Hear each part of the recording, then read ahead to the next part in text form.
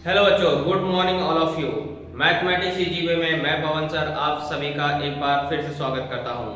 Yes बच्चों, आज हम लोग पढ़ेंगे बहुत ही इंटरेस्टिंग टॉपिक। और इस टॉपिक के बारे में बच्चे बड़े से बड़े होते जाते हैं लेकिन इसको समझ नहीं पाते हैं, क्योंकि ये जो टॉपिक है ये भूमिति का एक भाग है, ज्योमेट्री का एक भाग है। और ज्योमेट्री ऑलमोस्ट मैंने देखा है कि जो बच्चे हैं इससे हमेशा भागते हैं, लेकिन मेरा काम है आपको उसको नजदीक लाना, आपको भगाना नहीं। मेरा काम है, मैंने आपको बताया कि मेरा टारगेट ही है आपको यूट्यूब पे वीडियो बनाने का। मतलब है कि गणित से दूर भाग, मतलब गणित का जो डर है वो बच्चों से क्या करना है, दूर भगाना है। तो ये गणित का डर भगाना है, तो इसलिए मैं आपको क्या करूंगा, यहाँ पे उसको डिटेल में एक्सप्लेन करूंगा और पूरी कोशिश करूंगा कि आपको ये जो भूमिति से डर लगता है ये धीरे धीरे क्या हो जाए, खत्म हो जाए। जो आज हमारा टॉपिक है उसके बारे में आप यहाँ पे बोर्ड पे चित्र देखे होंगे तो आपको पता चल गया भूमिति का एक भाग है और त्रिभुज की सर्वांग समता। उस टॉपिक का नाम है त्रिभुज की सर्वांग समता। इस चीज के बारे में हम लोग पढ़ेंगे क्योंकि ये आपको हर क्लास में यूज होगा, चाहे वो 8वीं में बात करो, चाहे 9वीं में बात करो, चाहे 10वीं में बात करो, या आगे जाकर के भी आप किसी कम्पिटिटिव एग्जाम्स की जब मैथ्स की तैयारी करने लगेंगे तो इस चीज का आपको क्या होगा, जिक्र जरूर होगा। तो इसलिए इस चीज को समझना बहुत ही जरूरी है। और अगर आप इसको नहीं समझेंगे तो आप गणित से बहुत कुछ क्या रह जाएंगे, वंचित रह जाएंगे। इसलिए इस टॉपिक को आज डिटेल में क्या करना है, समझ लेना है। इससे पहले भी मैंने आपको वीडियो बना करके इसको समझाने की कोशिश किया है, लेकिन वो बड़ी क्लास के लिए समझाने की कोशिश किया था। आज मैं इसे और थोड़े से छोटे लेवल से स्टार्ट कर रहा हूँ और सोच रहा हूँ कि सभी बच्चों को क्या हो सके, इस वीडियो के माध्यम से इस जानकारी को मिल सके, ये जानकारी प्राप्त कर सके। ओके दोस्तों, तो आज हमारा टॉपिक क्या है, इंटरेस्टिंग टॉपिक है और उस टॉपिक का नाम है त्रिभुजों की सर्वांग समता। ओके, तो आगे स्टार्ट करने से पहले मैं यही कहूंगा और हमेशा कहता रहूंगा कि अगर आपको गणित के डर से दूर भागना है, गणित का डर को भगाना है, तो आपको इस चैनल से जुड़ जाना है। या गणित से आपको कोई भी चीज सीखना है गणित से रिलेटेड, तो आपको इस चैनल से क्या करना है, जुड़ जाना है। और चैनल से जुड़ने के लिए दोस्तों मैंने आपको बताया कि लाल रंग के सब्सक्राइब बटन को क्लिक कर लीजिए और बेल आइकन में ऑल प्रेस कर लीजिए। इससे आपको सारे वीडियो का नोटिफिकेशन मिलता रहेगा। और चाहे आप 8वीं भले हैं लेकिन बाकी क्लासों की भी गणित को क्या कर सकते हैं, स्टडी कर सकते हैं। या आप बड़ी क्लास में हैं और आपको बेसिक चीज नहीं आ रही तो आप इस वीडियो को देख करके भी क्या कर सकते हैं, अपने बेसिक चीज को क्या कर सकते हैं, स्ट्रॉन्ग बना सकते हैं। किसी कंप्यूटर एग्जाम्स की तैयारी कर रहे हैं तो इस बेसिक चीज को देख करके आप अपने नॉलेज को क्या कर सकते हैं, इंक्रीज कर सकते हैं। इसलिए मैं यही कहूंगा कि गणित से रिलेटेड अगर आपको वीडियो देखना है तो आप इस चैनल से जुड़ जाइए। ओके, और वीडियो अच्छा लगे तो दोस्तों लाइक जरूर करिए और बाकी दोस्तों के पास अगर आप भेजना चाहते हैं तो शेयर ऑप्शन भी आपको उसमें दिया गया है, आप उससे शेयर भी कर सकते हैं। ओके दोस्तों, चलिए स्टार्ट करते हैं आज का सबसे इंपॉर्टेंट टॉपिक और उसका नाम है त्रिभुजों की सर्वांग समता। कॉन्ग्रुएंसी ऑफ ट्रायंगल हम लोग क्या करने जा रहे हैं, पढ़ने जा रहे हैं और इसको देखते हैं, समझते हैं क्या है इस चीज में। सबसे पहली बात आता है त्रिभुज। त्रिभुज क्या होता है, त्रिभुज मतलब आपको पहले मैंने बताया है कि 3 भुजाओं से बंद आकृति को त्रिभुज कहा जाता है। चतुर्भुज की बात करेगा तो 4 भुजाएं होती, चतुर्थ मतलब 4 भुजाएं, 4 भुजाओं से घिरी हुई आकृति को क्या कहा जाता है, चतुर्भुज कहा जाता है। पंचभुज मतलब होता है 5 भुजाओं से घिरी हुई आकृति, घिरी हुई मतलब समझिए बंद आकृति, उस आकृति को क्या कहा जाता है। जैसे 3 भुजा रहेगी तो त्रिभुज कहा जाएगा, 4 भुजा रहेगी तो चतुर्भुज कहा जाएगा, 5 भुजा रहेगी तो पंचभुज कहा जाएगा, 6 भुजा रहेगी तो षटभुज कहा जाएगा, 7 भुजा रहेगी तो सप्तभुज कहा जाएगा। यानी कि भुजाओं की संख्या के आधार पे सिर्फ उस आकृति के क्या है, नाम दिए गए हैं, लेकिन हर आकृति क्या होती है, बंद होती है। जैसे आप यहाँ देख रहे हैं कि ये 3 भुजाओं से घिरी हुई आकृति है और इसी आकृति को कहा जाता है त्रिभुज। त्रिभुज के अलग अलग प्रकार होते हैं, उसमें हमें अगले वीडियो में पढ़ना है। फिलहाल हमारा कॉन्सेप्ट क्या है, त्रिभुज के बेसिक चीज को जानना और उसकी सर्वांग क्षमता को समझना।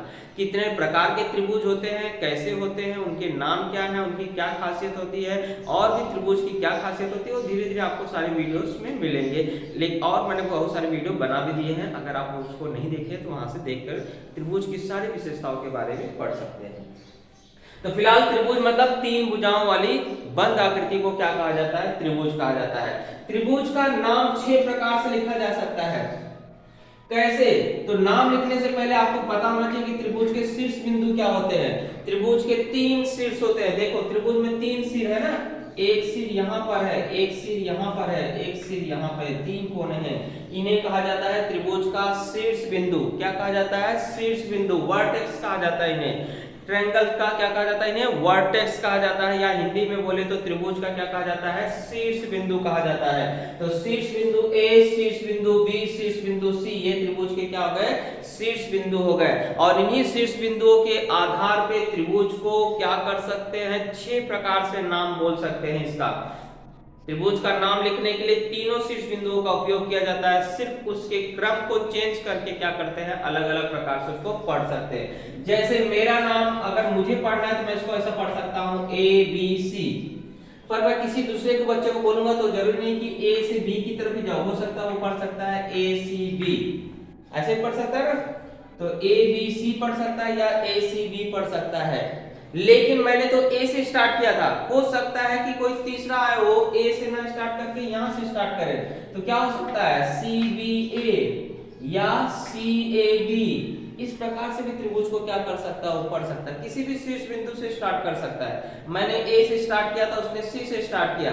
हो सकता है कोई और आए तो बी से स्टार्ट करे, तो बोलेगा त्रिभुज बी ए सी या बी सी ए। यानी कि इस तरह से देखा जाए तो एक त्रिभुज को 6 प्रकार से क्या किया जा सकता है? पढ़ा जा सकता है। यानी एक त्रिभुज के 6 नाम बोले जा सकते हैं। ओके, तो ये हुआ त्रिभुज का नामकरण कैसे किया जाता है। ओके, त्रिभुज का नामकरण करते समय हमेशा त्रिभुज का चिन्ह बनाया जाता है, और उस त्रिभुज में जो भी 3 शीर्ष बिंदु है उन 3 शीर्ष बिंदुओं को क्या किया जाता है? लिखा जाता है। तो इसे बोलते हैं त्रिभुज का शीर्ष बिंदु। ये आपको सब बेसिक चीज है, बेसिक चीज इसलिए मैं इसको थोड़ा फास्ट वे में ले जा रहा हूं क्योंकि आपको इसका ऑलमोस्ट सभी बच्चों को मालूम है, और जिन्हें नहीं मालूम है सिर्फ उनके लिए मैं आपको ये रिवाइज करा रहा हूं। ओके, या जो भूल गए उनके लिए रिवाइज करा रहा हूं। तो त्रिभुज की भुजाएं, त्रिभुज में 3 भुजा है। ये देखो भुजा मतलब ये जो रेखाखंड जिन 3 रेखाखंडों को आपने मिलाया है उन्हें क्या कहा जाता है? त्रिभुज का शीर्ष बिंदु, त्रिभुज की भुजाएं कहा जाता है। तो त्रिभुज में 3 भुजाएं हैं। आप देख रहे हैं कि यहां से एक लाइन यहां तक गई है, तो ये इसकी क्या हो गई? भुजा। ये इसकी क्या हो गई? भुजा हो गई। ये क्या हो गई? भुजा। तो भुजा कहीं ना कहीं शुरू हो रही है और कहीं ना कहीं खत्म हो रही है।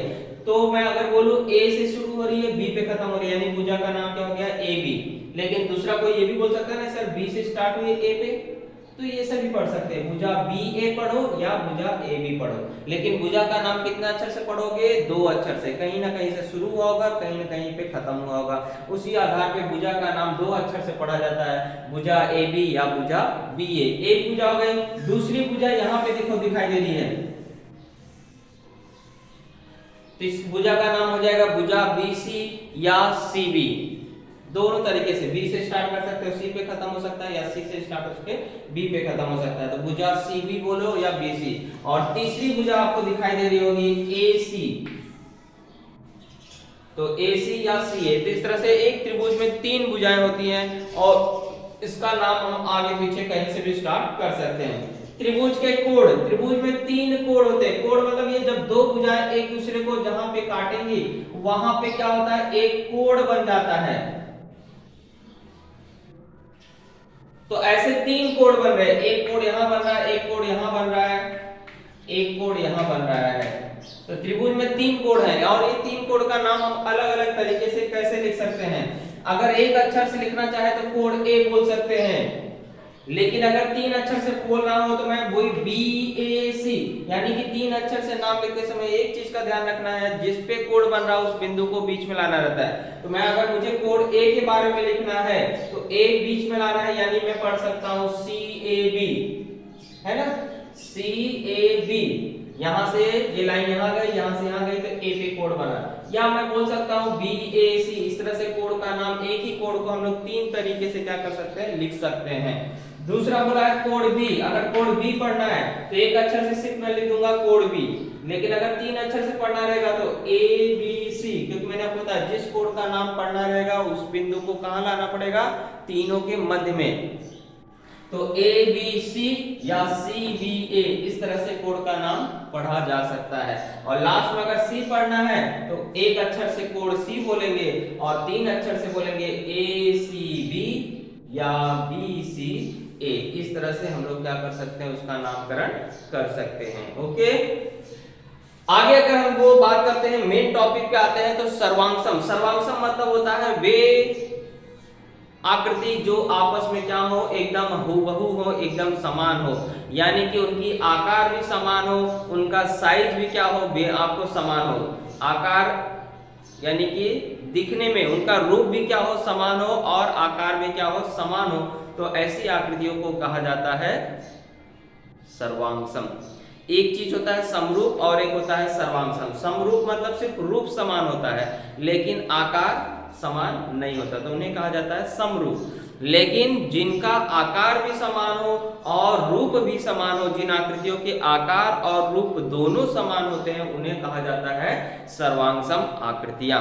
अब जैसे रेखाखंड की बात करें तो जिन रेखाखंडों की लंबाइयां समान होती है उन्हें सर्वांगसम रेखाखंड कहा जाता है। कोण की बात करें तो जिन कोणों के माप समान होते हैं उन्हें कहा जाता है सर्वांगसम कोण। ऐसे ही सर्वांगसम त्रिभुज किसे कहते हैं, तो आपको बोला है दी गई एकाकी संगति के आधार पर परिभाषा समझ देख लीजिए, इसके बाद हम लोग समझते हैं एकाकी संगति क्या होता है, एक एक टॉपिक को क्लियर करेंगे। तो दी गई एकाकी संगति के आधार पे यदि पहले त्रिभुज की संगत भुजाएं तथा संगत कोण दूसरे त्रिभुज के संगत भुजाएं तथा संगत कोण के सर्वांगसम हो तो वे दोनों त्रिभुज क्या कहलाते हैं, सर्वांगसम कहलाते हैं। और सर्वांगसम का चिन्ह बहुत पहले से जानते हो, बराबर लेकर के ऊपर ऐसा समरूप जैसा चिन्ह बना देते हैं, यानी इक्वल भी है और रूप भी समान है। ये रूप का चिन्ह होता है और ये बराबर का चिन्ह होता है, तो ये दोनों मिल करके क्या बन जाता है, सर्वांगसम का चिन्ह बन जाता है। ओके, ये चीजें थी बेसिक चीजें जिसके बारे में आपको पहले से पता था, और जो लोग भूल गए तो उनको मैंने क्या किया, रिवाइज करा दिया। अब हम लोग अपने धीरे धीरे क्या करते हैं, मेन टॉपिक पे आते हैं और आगे डिटेल में पढ़ना। एकाकी संगति मतलब होता है कि जब हम दो त्रिभुज की बात करते हैं तो जरूरी नहीं कि कौन सा बिंदु किस शीर्ष बिंदु के बराबर है, यानी कि किसकी संगति किसके साथ जैसे बन रही है। जैसे अगर आपके क्लास में कई प्लेयर हैं तो कोई ना कोई क्रिकेट आपको खेलता होगा, कोई ना कोई कबड्डी खेलता होगा, कहीं ना कहीं खो खो खेलता होगा। तो आप क्या करोगे, खो खो वालों को एक साइड में करोगे, खो खो वाले एक साइड आ जाइए, क्रिकेट खेलने वाले एक साइड आ जाइए, और या कबड्डी खेलने वाले एक साइड आ जाइए, हॉकी खेलने वाले एक साइड आ जाइए। तो इस तरह से आप क्या करते हो, उसे अलग करते हैं।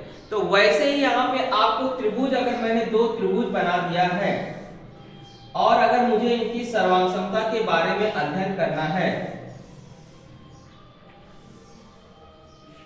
तो मुझे कुछ ना कुछ इसमें देखना पड़ेगा।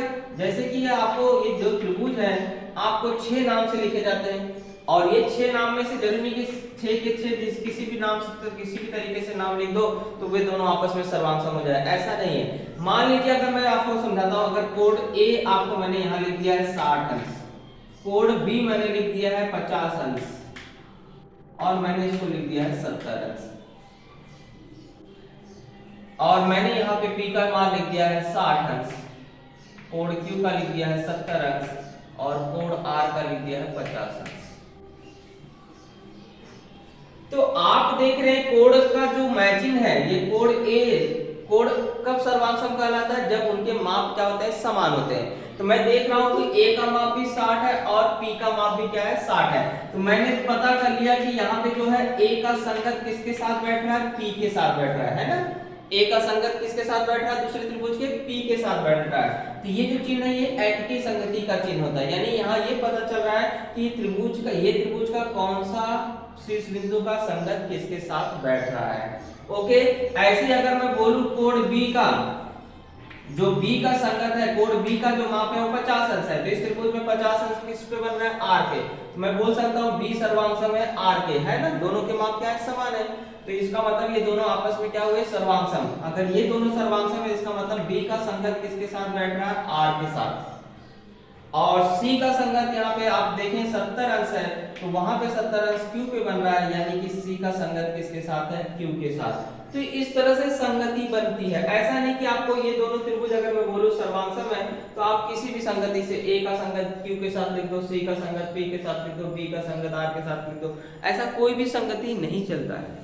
हमें देखना पड़ता है कि कौन सी भुजा उस त्रिभुज की कौन सी भुजा के बराबर है, या कौन सा कोण उस त्रिभुज के कौन से कोण के बराबर है, और उसके आधार पे हम बताते हैं कि ये त्रिभुज की संगति बैठ रही है। मतलब ये नामकरण से ये दोनों आपस में क्या है, सर्वांगसम है। सभी नामों के आधार पे ये दोनों त्रिभुज सर्वांगसम नहीं हो सकते हैं। ओके, तो जिस नाम के आधार पे यानी कि जिस शीर्ष बिंदु की संगति आपस में मैच हो रही होगी, उसी संगति के आधार पे क्या होंगे, दोनों त्रिभुज सर्वांगसम होंगे। जैसे मैंने यहाँ पे संगति देख लिया है कि A का संगत P है, B का संगत R है, C का संगत R है, C का संगत Q है, यानी कि मैं बोल सकता हूँ कि त्रिभुज ABC का जो एककी संगति है वो किसके साथ बैठ रही है, त्रिभुज PRQ के साथ बैठ रही है। इस तरह से इस संगति के आधार पे ही ये दोनों त्रिभुज क्या कहलाएंगे, सर्वांगसम कहलाएंगे। तो मैं बोल सकता हूँ त्रिभुज ABC जो है वो सर्वांगसम है त्रिभुज PRQ के, ना कि PQR। PQR लिखोगे तो गलत हो जाएगा, या QPR लिखोगे तो गलत हो जाएगा, क्योंकि मैंने आपको बताया संगति कई प्रकार से हो सकती है, लेकिन किस संगति के आधार पे ये क्या है, दोनों त्रिभुज सर्वांगसम है, ये आपको क्या है देखना पड़ता है। अगर वैसे में संगत ये त्रिभुज की दोनों संगति मान लीजिए आपको ये सर्वांगसम नहीं है, तो संगति सर्वांग कैसे लिख सकते हैं, 6 प्रकार से लिख सकते हैं। त्रिभुज ABC की एककी संगति हो सकती है PQR के साथ। दूसरा मैं बोल सकता हूँ त्रिभुज ABC आपको संगति हो सकता है PRQ के साथ। तीसरा त्रिभुज ABC की जो एककी संगति है वो हो सकता है QPR के साथ।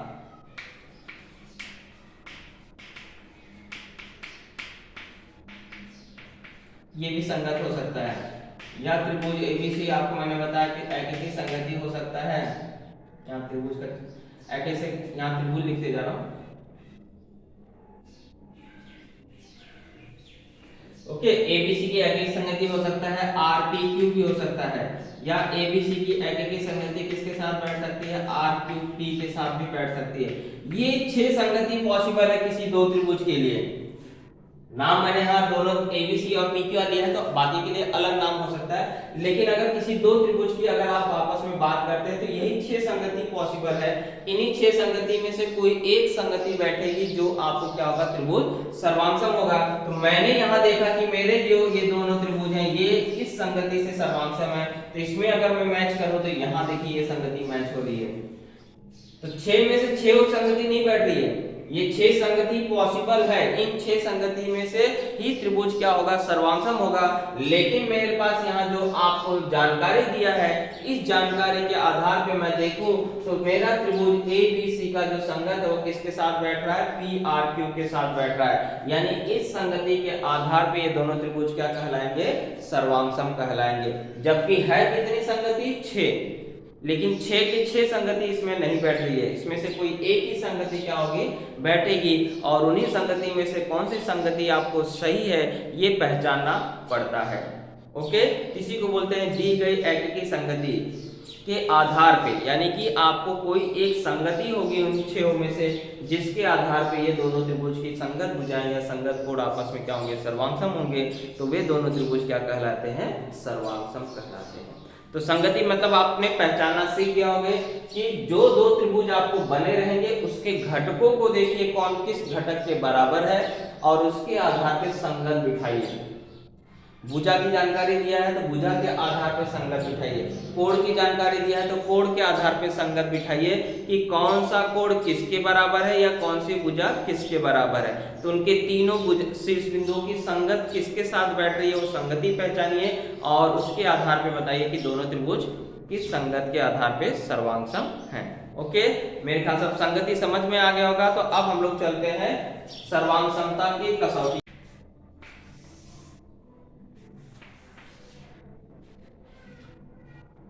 मैं आपको ये कसौटियां थोड़ी स्पीड में समझाऊंगा क्योंकि आपको जब डायग्राम में हम लोग आएंगे तो उसमें आपको और अच्छा समझेगा। स्पीड में समझाऊंगा मतलब एकदम स्पीड नहीं पकड़ूंगा आपको, लेकिन 6 कितनी कसौटियां होती है ये पता होना चाहिए और कैसे कसौटियों को पहचानते हैं ये आपको पता होना चाहिए। ये दो चीज की जानकारी, क्योंकि बाकी बड़ी क्लास में आपको इसकी जानकारी और अच्छे से समझाई जाएगी। तो फिलहाल अभी हमारे पास सर्वांगसमता की जो कसौटियां हैं, एक होती है भुजा भुजा भुजा, एक एक कसौटी को हम लोग क्या करते हैं, समझते चलते हैं। पहली कसौटी हम लोग पढ़ने जा रहे हैं भुजा भुजा भुजा, जिसे शॉर्ट फॉर्म में बोलते हैं भू भू भू। मान लीजिए आपके पास दो त्रिभुज है, और देखिए त्रिभुज आपको ज्वाइंट में भी हो सकते हैं और आपको अलग अलग भी हो सकते हैं। मान लीजिए मैंने यहाँ पे एक लाइन खींच दिया, जिससे एक में ही क्या हो गया, दो त्रिभुज बन गया, एक यहाँ पे एक यहाँ पे, एक बड़ा वाला। तो बड़े वाले से मतलब नहीं, तो ये दोनों आपस में क्या हो सकते हैं, बराबर हो सकते हैं। इस तरह से मान लीजिए आपको त्रिभुज मैंने दे दिया। अब आपको कब ये दोनों त्रिभुज आपको भुजा में भुजा कसौटी से सर्वांगसम होंगे। यहाँ पे कौन से दो त्रिभुज बन रहे हैं, एक त्रिभुज बन रहा है PSQ और एक बन रहा है PSR। लेकिन संगति अभी नहीं पहचाना, हमने संगति देखना पड़ेगा, कौन सी संगति किसके साथ बैठ रही है। तो अगर मैंने एक लाइन यहाँ पे खींच दिया, सर्वांगसम दर्शाने का ये चिन्ह होता है, ऐसा मैंने भुजा के ऊपर खींचा, मतलब आपको पता चल गया ये वाला भुजा इसके बराबर है। अब मैंने मान लीजिए यहाँ पे खींच दिया, ओके। ये दो जानकारी दिया गया है और आपको पता करना है कि ये दोनों त्रिभुज सर्वांगसम है कि नहीं है। तो आप अगर देखें तो यहाँ पे भुजा जो है, इस त्रिभुज की बात करो तो PSQ में, त्रिभुज PSQ में तथा त्रिभुज PSR में क्या घटना घटी, ये जो भुजा PQ है किसके बराबर है, PR के। देखो दो लाइन यहाँ पे खींचा, दो लाइन यहाँ पे खींचा, यानी कि भुजा जो PQ है वो किसके बराबर है, भुजा PR के। इसके बाद जो भुजा देखो QS है, इस त्रिभुज की जो भुजा QS है वो सर्वांगसम है भुजा SR के। ये दो दिया, दो ही घटक दिखा है, लेकिन होने कितने चाहिए सर्वांगसम होने के लिए, तीन घटक। कभी भी याद रखिए, अगर किसी दो त्रिभुज को सर्वांगसम सिद्ध करना है तो तीन घटक होने चाहिए। जब अगर तीसरा घटक आपको ना मिले, नहीं दिखाई दे रहा है, तो समझ जाइए कि वह तीसरा घटक या तो सामान्य भुजा होगा, या तो सामान्य कोण होगा, या तो शीर्षाभिमुख कोण होगा। लगभग इन्हीं तीन में से क्या होता है, वो पॉसिबिलिटी बनती है। तो यहाँ पे सामान्य भुजा का सामान्य कोण कब बनता है, जब दोनों त्रिभुज में एक कोण क्या होता है, दोनों त्रिभुज में आता है, तो उसे बोलते हैं सामान्य कोण। और सामान्य भुजा कब होती है, जब भी त्रिभुज आपस में क्या होगा, ज्वाइंट होगा। तो अगर एक भुजा दोनों त्रिभुज में आ रही होगी, जैसे ये भुजा देखिए, ये भुजा इस त्रिभुज का विभाग है और ये भुजा इस भुजा के विभाग है। और आप जानते हैं प्रत्येक रेखाखंड स्वयं का क्या होता है, सर्वांगसम होता है। अगर उसकी तुलना स्वयं से किया जाए तो आपको वो आपस में क्या होता है, सर्वांगसम। तो यानी कि PS जो है वो सर्वांगसम है किस पे, PS के। और जो सामान्य भुजा होता है, देखो इस चिन्ह द्वारा दर्शाया जाता है उसको, सामान्य भुजा को हमेशा इस चिन्ह द्वारा दर्शाया जाता है। इस चीज को जानकारी आप प्राप्त कर लीजिए। तो अब आप देख रहे हैं कि भुजा PS सर्वांगसम है भुजा PS के। तो तीन घटक मिल गए, और तीनों घटक क्या हैं, भुजा भुजा भुजा है। तो किसी भी दो त्रिभुज को सर्वांगसम सिद्ध करने के लिए कम से कम उस दोनों त्रिभुज के तीन घटक क्या होने चाहिए, सर्वांगसम होने चाहिए, चाहे वह कोण हो चाहे वह भुजा हो। तीन घटक आपको आपस में मिलकर के सर्वांगसम होने चाहिए, तो ही हम बोल सकते हैं वो त्रिभुज क्या है, सर्वांगसम है। तो मैं देख रहा हूं कि ये दोनों त्रिभुज की, ये तीनों, पहले त्रिभुज की तीनों भुजाएं दूसरे त्रिभुज की तीनों भुजाओं के क्या है, सर्वांगसम है। इसका मतलब हो गया कि ये दोनों त्रिभुज सर्वांगसम कहलाएंगे। तो त्रिभुज PQS सर्वांगसम होगा त्रिभुज PSR के। Okay, PRS। लेकिन संगति, मान लीजिए त्रिभुज का नाम आप कैसे भी सर्वांगसम लिख दे रहे हैं, लेकिन संगति लिखते समय आपको बताना है कि कौन सा संगत किसके साथ बैठ रहा है। तो आप देख रहे हैं कि अगर मैं P से Q पे जा रहा हूं, तो यहाँ पे P से कहां जा रहा हूं, R पे जा रहा हूं। Q से मैं S पे जा रहा हूं, तो यहाँ से कहां जा रहा हूं, R से S पे आ रहा हूं। यानी ये भुजा आपस में बराबर है, ये भुजा इसमें आपस में बराबर है। यानी कि आपको मैचिंग होना चाहिए। P से Q पे अगर मैं जा रहा हूं, अगर मैं यहाँ PQ लिखता हूं, तो यहाँ पे क्या लिखना पड़ेगा मुझे, PR, है ना, क्योंकि PQ किसके सर्वांगसम है, PR के। तो जरूरी नहीं कि आपको P का मैचिंग P के साथ ही हो, Q का मैचिंग R के साथ ही हो सकता है आपको यहाँ PQ हो तो यहाँ पे RP भी हो सकता है। फिलहाल इसलिए आपको दूसरी साइड में जाना है। क्या QS बराबर है RS के, यस। इसका मतलब ये पता चल गया Q वाला आपको यहाँ पे R के ही मैचिंग है। यहाँ पे Q है तो यहाँ R है। अब तीसरा बिंदु यहाँ S है, तो यहाँ पे भी क्या आ जाएगा, S। फिर इस संगति के आधार पे क्या हो गया, दोनों त्रिभुज सर्वांगसम हो गए। तो एक बार मैच कर लो, देखो फिर से क्या PQ PR के बराबर है? PQ PR के बराबर है, यस। इसके बाद मैच करो QS किसके बराबर है? RS के, यस RS के बराबर है। और PS के बराबर है क्या? यस PS के बराबर है। तो जब एक बार आपने संगति देख लिया तो आपको इसके बाद मैच भी कर लेना है क्या वही संगति से यह सर्वांगसम है या नहीं, और इसके बाद आप कंफर्म हो जाएंगे कि हाँ यही संगति यहाँ पर लागू होगी। तो इस तरह से ये दोनों त्रिभुज क्या हुआ? सर्वांगसम हुआ। लेकिन कौन सी कसौटी से? कब ये कसौटी लगेगी? जब पहले त्रिभुज की तीनों भुजाएं दूसरे त्रिभुज की तीनों भुजाएं के क्या होंगी? संगत भुजाओं के क्या होंगी? सर्वांगसम होंगी। तो वहां पर दोनों त्रिभुज तो सर्वांगसम होंगे ही होंगे, लेकिन कौन सी कसौटी से? भुजा भुजा भुजा। परीक्षा में आपको क्या आएगा? कसौटी का नाम पहचानने कि कौन सी कसौटी से सर्वांगसम है। तो टोटल 5 कसौटियां हैं, उसमें से हम लोग पहली पढ़ रहे हैं भुजा भुजा भुजा। तो एकदम सिंपल सी बात है, भुजा भुजा तभी लगेगा जब तीनों भुजाएं दूसरे त्रिभुज की तीनों भुजाओं के क्या होंगी? सर्वांगसम होंगी। तो हमें देखना है कि क्या तीनों भुजाएं सर्वांगसम है या नहीं। ओके, शॉर्ट फॉर्म में बोलते हैं भू भू भू। ये कसौटी कब लगती है? आकृति से मैं समझा देता हूं। ये भी मैंने जॉइंट में बनाया, जैसे जरूरी कि हमेशा जॉइंट में ले, आकृति अलग अलग भी हो सकती है। मान लीजिए मैंने बोला ये भुजा इसके बराबर है, ये भुजा इसके बराबर है, ABCDE ऐसा मैंने नाम दे दिया। अब यहाँ पे दो भुजा दिख रहा है और कोई घटक बराबर दिख नहीं रहा है, तो कौन सी भुजा किसके? पहले त्रिभुज का नाम लिख लीजिए। मान लीजिए मैंने त्रिभुज का नाम ABE लिखा, मैं ये संगति नहीं लिख रहा, अभी क्या कर रहा हूँ? फिलहाल सिर्फ त्रिभुज का नाम लिख रहा हूँ। और मैंने यहाँ त्रिभुज का नाम DCB लिख दिया या DBC लिख दिया। चलिए, ये दोनों त्रिभुज हैं, ये दोनों त्रिभुज में कौन सा घटक किसके बराबर दिख रहा है? तो मैंने देखो यहाँ पे भुजा पे 2 लाइन खींचा है ना, तो भुजा पे 2 लाइन खींचा, तो इस त्रिभुज में किस पे खींचा है? BD पे खींचा है। तो इसका मतलब है कि AB किसके बराबर होगा? BD के बराबर होगा। और ये क्या है? भुजा है, भुजा AB सर्वांगसम है किसके? भुजा BD के या DB के। और एक लाइन देखिए मैंने इस पे खींचा है FEB पे, और सेम सिंबल किस पे बना हुआ? BC पर। सेम सिंबल देखकर ही आपको क्या करना है? बताना कि कौन सा घटक किसके बराबर है। ये तो लाइन पे खींचा रहेगा यानी भुजा, और अंदर अगर ऐसा चिन्ह रहेगा यानी कि कोण का कोई भी सिंबल बना रहेगा, जैसे यहाँ बना है ऐसा, जैसे यहाँ बना है यानी ये कोण है। अंदर बना रहेगा तो कोण का रहेगा, और लाइन पे रहेगा तो भुजा का रहेगा। तो भुजा यहाँ पे BE सर्वांगसम हो गई भुजा BC। ओके, तो यहाँ भी 2 ही घटक दिख रहा है, तीसरा घटक छुपा हुआ है। तो मैंने आपको बताया कि तीसरा जब घटक नहीं दिखता हो यानी कि वह या तो सामान्य भुजा होगा, या तो सामान्य कोण होगा, या तो शीर्षाभिमुख कोण होगा। तो अगर आप देखें तो ऐसी कोई भुजा नहीं है कि जो दोनों त्रिभुज में आ रही है क्या? कोई भुजा? ये भुजा अलग है इसकी, ये भुजा अलग है, ये भुजा इस त्रिभुज की है, ये भुजा इस त्रिभुज की है, ये भुजा इस त्रिभुज की है, इस भुजा ये उस त्रिभुज की है, यानी कोई भुजा सामान्य नहीं है। दोनों भुजाओं में कोई भी भुजा दोनों त्रिभुज में नहीं आ रही है। फिर हम लोग पढ़ेंगे सामान्य कोण। सामान्य कोण ऐसा नहीं कि कोई कोण इसमें भी आ रहा है इसमें भी आ रहा है। आप बोलोगे सर B आ रहा है, हाँ B तो आ रहा है, लेकिन ऐसे कोण को शीर्षाभिमुख कोण कहा जाता है। जब भी 2 रेखाएं एक दूसरे को काटेंगे तो शीर्षाभिमुख कोण बनते हैं, और शीर्षाभिमुख कोणों के माप आप क्या होते हैं? समान होते हैं। इस चीज को याद रखना। जब भी याद रखिए 2 त्रिभुज अगर आपस में एक दूसरे को काट रहे हैं यानी कि वहां पे क्या बन रहा है? शीर्षाभिमुख कोण बन रहा है। 2 रेखाएं एक दूसरे को जब काट रहे हैं यानी मैं बोल सकता हूं कोण ABE सर्वांगसम होगा कोण DBE पे। चलिए, 3 घटक मिल गए यानी कि त्रिभुज सर्वांगसम है। तो कौन सी कसौटी से सर्वांगसम है ये बताना है।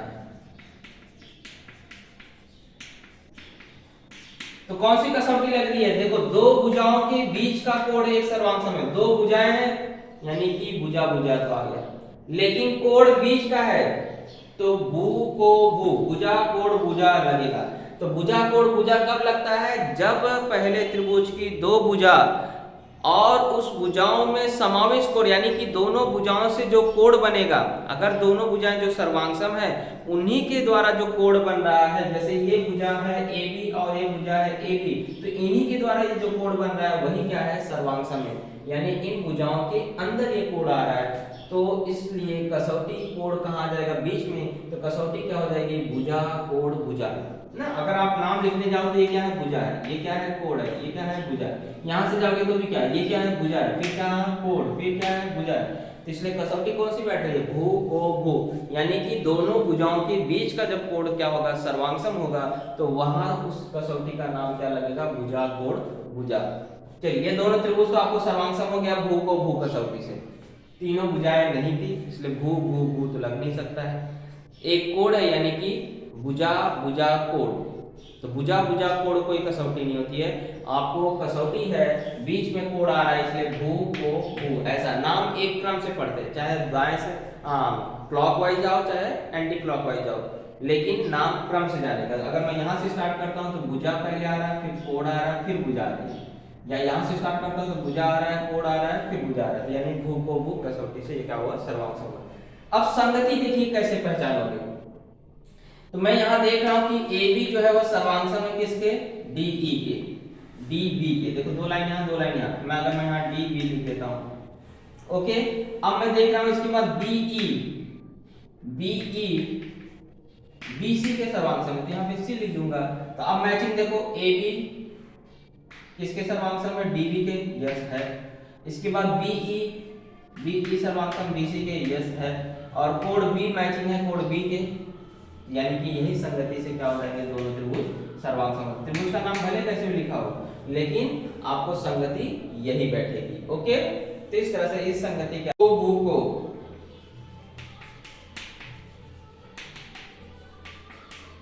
यानी कोड भुजा कोड कसौटी, एंगल साइड एंगल। तो ये कसौटी कब लगेगी, सेम चीज है, जॉइंट में भी हो सकता है, अलग अलग भी हो सकता है। तो अभी मैं अलग वाला लिखूं,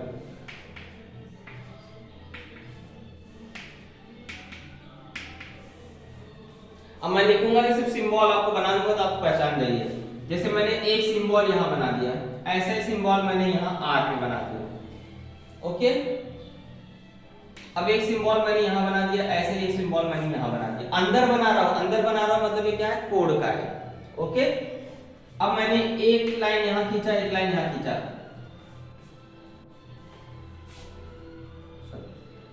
एक लाइन यहां खींची, तो ये क्या हुआ, लाइन पे लाइन खींचा है मैंने छोटा सा। तो इसका मतलब ये जो सिंबल बना मैंने कहां पे, लाइन पे सिंबल बनाया, यानी कि ये क्या हो गया, भुजा हो गया। तो अब आपको ये चिन्ह से पहचानना है कि अगर ये दोनों त्रिभुज सर्वांगसम है तो कौन सी कसौटी सर्वांगसम है। तो आप देखिए इस चीज को क्या बोलते हैं, कोड, ये चीज को भी क्या बोलते हैं, कोड। तो क्या हुआ, कोड क्यू सर्वांगसम हो गया कोड आर के, आपको दिखाई दे रहा होगा। और इसके बाद देखो ये भुजा आ रही है, मैंने बताया था क्रम से जाइए, कोड फिर है, फिर क्या है, भुजा है, क्योंकि आगे डायरेक्ट आप कोड पे पढ़ने से पहले आपको देखो ये बीच में आ रहा है कि नहीं आ रहा है, यानी ये भुजा है। भुजा किसके बराबर है, कौन सी भुजा, तो आप देख रहे हो सर भुजा क्यूपी बराबर है सर भुजा आर एस के, ओके। इसके बाद देखिए यही सिंबल से यहां बना, ये क्या है, कोड है, यानी यहाँ का कोड P जो है वो सर्वांगसम है कोड S के।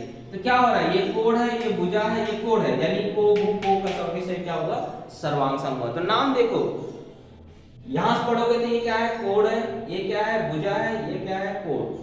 यहां से पढ़ो चाहे कोड भुजा कोड, यानी ये दोनों त्रिभुज सर्वांगसम कहलाएंगे, लेकिन कौन सी कसौटी का सर्वांगसम कहलाएंगे, कोड भुजा कोड कसौटी से। जब भी इस तरह का चीज दिखेगा तो आप समझ जाएंगे कोड भुजा कोड कसौटी से क्या है, सर्वांगसम है। अब संगति पहचानना है, तो संगति में देखिए पहले आप पहले वाले त्रिभुज का नाम कैसे भी लिख लीजिए, पी क्यू आर, मैंने मान लीजिए पी क्यू आर लिख दिया पहले त्रिभुज का। अब संगति अगर आपको पहचानना है तो पी क्यू आर की संगति कैसे है, तो मैं देखूंगा पी किसके साथ मैच कर रहा है, एस के साथ, तो मैं यहाँ एस लिख दूंगा। क्यू किसके साथ मैच कर रहा है, आर के साथ, अच्छा सॉरी यहाँ आर लिखा हूँ और यहाँ भी आर ही लिख दिया मैंने। यहाँ पे नाम कुछ और रख देते हैं, मान लीजिए के रख देते हैं, तो क्यू के, क्यू पी, यहाँ पे जहां भी आर है वहां के लिख दीजिए, ओके। तो आपको यहाँ पे P जो मैचिंग कर रहा है किसके साथ, S के साथ। इसके बाद मैंने देखा Q जो मैचिंग कर रहा है वो किसके साथ मैच कर रहा है, K के साथ, तो कोड Q का आ गया मैचिंग K के साथ, ओके। इसके बाद यहां पे जो कोड P है, P का मैचिंग तो S के साथ हो गया, इसके बाद Q का मैचिंग कौन हो गया, K हो गया। अब बचता है यहाँ पे R का मैचिंग किसके साथ हो जाएगा, T के साथ। तो इस तरह से आपको ये संगति से दोनों त्रिभुज क्या हो जाएंगे, सर्वांगसम हो जाएंगे। और कसौटी का नाम अगर पूछेगा तो कोभूको। कोभूको कब लगता है, जब पहले त्रिभुज की दो संगत कोण दूसरे त्रिभुज के दो संगत कोण तथा उसमें समावेश भुजा दूसरे त्रिभुज के संगत कोण और उसमें समावेश कोण के क्या हो, सर्वांगसम हो, तो वह दोनों त्रिभुज क्या होते हैं, कोभूको कसौटी। जैसे अभी आपको बोला भुजा भुजा भुजा कब लगेगा, जब इस त्रिभुज के तीनों भुजा उस त्रिभुज के तीनों भुजाएं के सर्वांगसम, यानी तीनों भुजाएं आपस में सर्वांगसम होनी चाहिए, तो भुजा भुजा भुजा लगेगा। भू को भू कब लगेगा, जब दो भुजा बराबर होगी और उसी के बीच का कोण बराबर होगा, तो भू को भू लगेगा। को भू को कब लगेगा, जब दो कोण और उसके बीच का भुजा सर्वांगसम होगा, तो को भू को लगेगा। तो इस तरह से तीन आपने पहचानना सीख लिया। अब चौथा पढ़ने जा रहे हैं हम लोग, कर्णभुजा। कर्णभुजा कसौटी। कर्ण किसमें होता है, आपने बचपन से पढ़ा है, कर्ण किसमें होता है, समकोण त्रिभुज में। यानी कि ये कसौटी सिर्फ किसके लिए बनी है, समकोण त्रिभुज के लिए बनी है। अगर वो समकोण त्रिभुज नहीं हुआ तो ये कसौटी लगेगी ही नहीं। तो एक चीज को याद रखना, जब भी 90 अंश का त्रिभुज का किसी भी त्रिभुज में 90 अंश का कोण बन रहा है तो इस पे जरूर ध्यान दे देना। तो ये कसौटी आपको बताया गया कर्णभुजा कब लगेगी, तो इसको आपको समझना है। जैसे मान लीजिए मैंने यहाँ पे आपको 90 अंश बना दिया, तो अब यहाँ 90 अंश बन रहा है, यहाँ भी 90 अंश ही बनेगा। यानी कि ये 90 अंश के सामने वाली भुजा को क्या बोलते हैं, कर्ण। ये भुजा अगर इसके बराबर है और ये 90 अंश यहाँ बन रहा है, तो कसौटी कौन सी हुई, देखो ये भुजा एक सामान्य भुजा है। आपको मैंने बताया था अगर कोई भुजा दोनों त्रिभुज में आती है तो वो क्या होती है, सर्वांगसम होती है। वो हमेशा दर्शाया नहीं जाता, हमेशा क्या होता है, छुपा होता है। तो ये भुजा अगर दोनों में आ रही है, ये भुजा बराबर है, ये कर्ण बराबर है और कोण 90 अंश का है, यानी ये दोनों त्रिभुज क्या हो जाएंगे, कर्णभुजा कसौटी से सर्वांगसम होंगे। तो याद रखना है, कर्णभुजा कसौटी तभी लगती है जब दोनों त्रिभुज समकोण रहेगा और उसका कर्ण सर्वांगसम रहेगा। ये चीज अगर लागू है तो वहां कर्णभुजा कसौटी ही लगेगी। सिंपल सी बात है दोस्तों। कब लगेगा, जब दोनों त्रिभुज समकोण रहेगा तभी, बाकी कहीं भी कर्णभुजा नहीं लग सकता है। तो कर्णभुजा तभी लगेगा जब समकोण त्रिभुज होगा और उसका कर्ण सर्वांगसम होगा। ओके, इस चीज पांचवी कसौटी का नाम है आपको कोभू, या हम लोग इसको बोलते हैं जो भू को कसौटी भी ऐसा भी नाम बोलते हैं। ये कसौटी कब लगती है, जब दो कोण और उसके बाद वाली भुजा क्या हो, सर्वांगसम हो। जैसे मान लीजिए आपको एक चित्र बनाया मैंने यहाँ पे,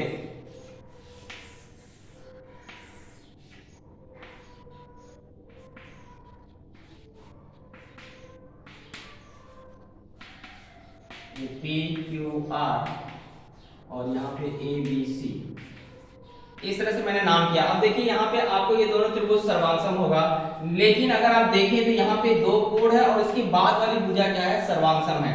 तो जब ऐसा घटना घटे कि दो कोण हो और इसके बाद वाली भुजा सर्वांगसम हो, देखिए दोनों मैचिंग कोण है, अगर इसके बीच वाली भुजा रहेगी तो को लग जाएगा, लेकिन अगर उसके बीच वाली भुजा ना होकर के उसके बाजू वाली भुजा हुआ, दोनों कोणों के बाद की भुजा अगर सर्वांगसम है, तो ऐसे समय को भू कसौटी या भू को कसौटी क्या होती है, लागू होती है। तो इसमें से आपको ये पहचानने का तरीका मालूम होना चाहिए। संगति आपको मैंने पहचानना सिखा दिया। जैसे एक अगर संगति लिखना रहेगा तो ए का मैचिंग कौन है, P है। इसके बाद आप देख रहे हैं C का संगति किसके साथ बैठ रहा है, R के साथ, और B का संगति किसके साथ बैठ रहा है, Q के साथ। तो ये एक की संगति हो जाएगी। लेकिन कसौटी की बात करें तो जब पहले त्रिभुज की दो कोण और उसमें समावेश ना को भुजा क्या हो, दूसरे त्रिभुज के दो कोण संगत कोण और उसमें समावेश ना भुजा के क्या हो, सर्वांगसम होते, वो दोनों त्रिभुज आपस में सर्वांगसम होते हैं को भू कसौटी से। ओके दोस्तों, तो ये आपको टोटल 5 कसौटियां, इसी के आधार पर हमें क्या करना है, ये दोनों त्रिभुज आपस में सर्वांगसम है, तो आपको इस कसौटी का नाम और इसकी संगति बतानी है। दो चीज बतानी है, कसौटी का नाम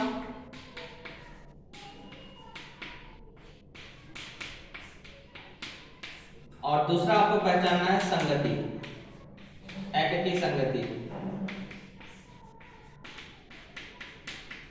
हर एक चीज में आपको यही दो चीज क्या करना है, पहचानना है। तो चलिए पहली आकृति को ध्यान से देखिए।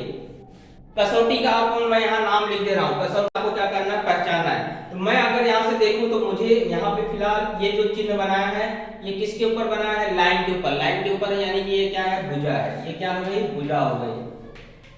और ये जो चिन्ह बनाया ये कहाँ बनाया है, अंदर बनाया, ये क्या हो गया, कोड हो गया। तो दो ही घटक दिख रहा है, दो ही घटक सिंबल में दिख रहा है, दो ही घटक सरस चिन्ह में दिख रहा है, यानी तीसरा घटक छुपा हुआ है। तीसरा घटक देख लो, ये भुजा एक जो लाइन वाली है दोनों में आ रही है, और जो दोनों में आती है उसको क्या बोलते हैं, सामान्य। और ये भुजा है क्योंकि ये देख रहे हो ये लाइन है, तो ये लाइन पे क्या हो जाएगा, ऐसा चिन्ह आ जाएगा, यानी कि ये क्या हो गई, भुजा हो गई। तो अब आप पहचानिए कि कसौटी कौन सी बन रही है। यहां से अगर पढ़ता हूं तो भुजा है, फिर कोण है, फिर भुजा आ रही है। यहां से पढ़ूंगा तो भी भुजा, फिर कोण, फिर भुजा। तो कसौटी कौन सी हुई, भू को भू हुई, हुई ना हुई। दोनों भुजाओं के बीच का कोण सर्वांगसम है, तो कसौटी आ गई भुजा कोण भुजा, है ना, पहचानना आसान। एकीकृत संगति, संगति पहचान लीजिए, किसके साथ किसका संगत बैठ रहा है। डब्ल्यू जेड देखो दोनों में आ रहा है, डब्ल्यू जेड दोनों में आ रहा है, यानी और डब्ल्यू जेड आपस में मैचिंग भी है। तो अगर मैं यहां से लिखूं डब्ल्यू जेड, तो यहां पे भी क्या आएगा, डब्ल्यू जेड। अब तीसरा नाम यहाँ पे x है और यहाँ y है, तो आप देख लीजिए डब्ल्यू एक्स बराबर आ रहा है किसके, डब्ल्यू वाई पे आ रहा है कि नहीं। तो यहाँ पे अगर मैं x लिखता हूँ तो यहाँ पे क्या लिखूंगा, y। एक बार मैंने बोला था मैच करके देख लो, क्या डब्ल्यू जेड के बराबर है, या डब्ल्यू जेड के बराबर है। क्या डब्ल्यू एक्स डब्ल्यू वाई के बराबर है, यस, डब्ल्यू वाई और डब्ल्यू एक्स आपस में क्या है, बराबर आ रहे हैं। और क्या कोड डब्ल्यू के बराबर है, यस। तो यही संगति हो गया। ओके, चलिए सेकंड आकृति में आते हैं। यहां पे हमें क्या करना है, कसौटी पहचाननी है, कसौटी और एकीकृत संगति।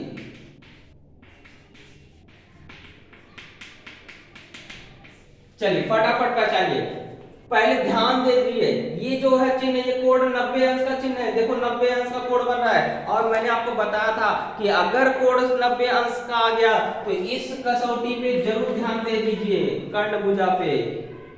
और आप देख लीजिए कर्ण अगर बराबर हो गया तो यही कसौटी लगेगी। समकोण त्रिभुज है, समकोण के सामने वाली को ही क्या बोलते हैं, कर्ण बोलते हैं। और इसने कर्ण सर्वांगसम दिया है, यानी कि बिना सोचे समझे कौन सी कसौटी आ जाएगी, कर्ण भुजा आ जाएगी। जब भी समकोण हो और कर्ण सर्वांगसम हो तो कर्ण भुजा कसौटी जरूर लग जाएगी। इसके बाद एकीकृत संगति पहचानिए। संगति देखिए, यहां पे बोला था आई के, और यहाँ पे वही आई एल है ना, यही सिंबल आई के पे बना है, यही सिंबल आई एल पे बना है। तो आई के का मैचिंग हो गया आई एल, और जे का मैचिंग जे ही होगा क्योंकि जे दोनों में आ रहा है, तो यहाँ पे जे आ जाएगा।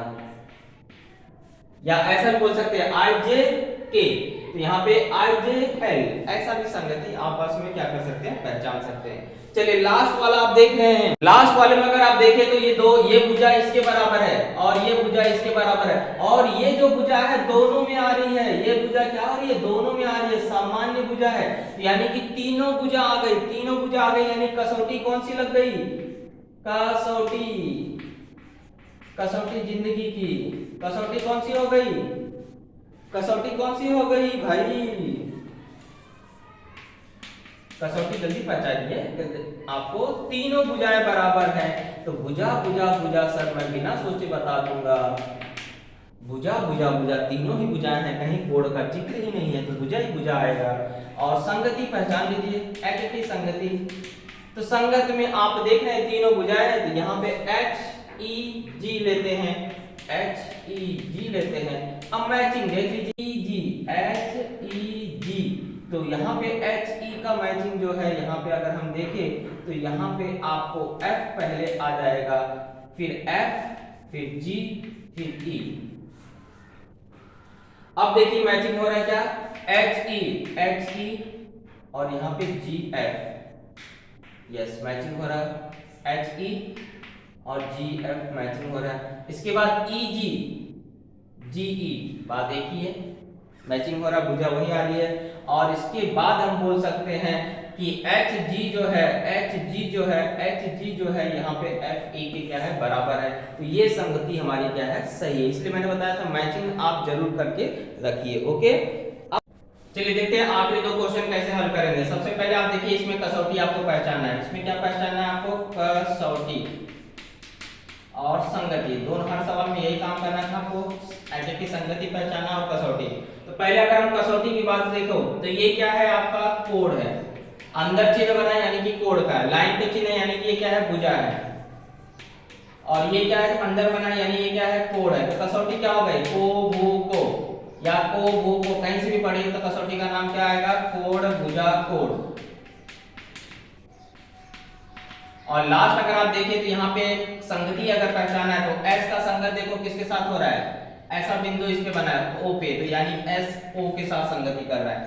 M पे P पे सेम सिंबल बना है, और इसका मतलब है कि A का जो मैचिंग हो किसके साथ हो जाएगा? T के साथ। ये हमारा क्या हो गया? एटी की संगति हो गया। अगर इस त्रिभुज की बात करें तो इसमें कसौटी आपको दो कसौटियां यहाँ पॉसिबल है, क्योंकि एक आपको क्या है सामान्य भुजा आ रहा है, तो यहाँ दो कसौटियां पॉसिबल है। एक तो को भू को, कोण भुजा कोण कसौटी लग सकती है। और देखो अगर सामान्य भुजा नहीं ले, क्योंकि एक सर्वांशम और दिखाया गया है, तो अगर हम लोग यहाँ से देखें तो को भू यानी कि दो कोण है, इसके बाद वाली भुजा सर्वांशम है, तो को भू भी लग सकता है यहाँ पे, को भू भी कसौटी यहाँ पे लागू हो सकती है। संगति देख लेते हैं, संगति देख लीजिए, मैचिंग कौन है? ये दोनों में आ रहा है, यानी PN का मैचिंग PN ही होगा, है ना। अब इसके बाद यहाँ पे M है, तो इसका संगत यहाँ पे किसके साथ हो जाएगा? S के साथ हो जाएगा। ओके, तो इस तरह से हमारा एक्सरसाइज 13.1 कंप्लीट हुआ।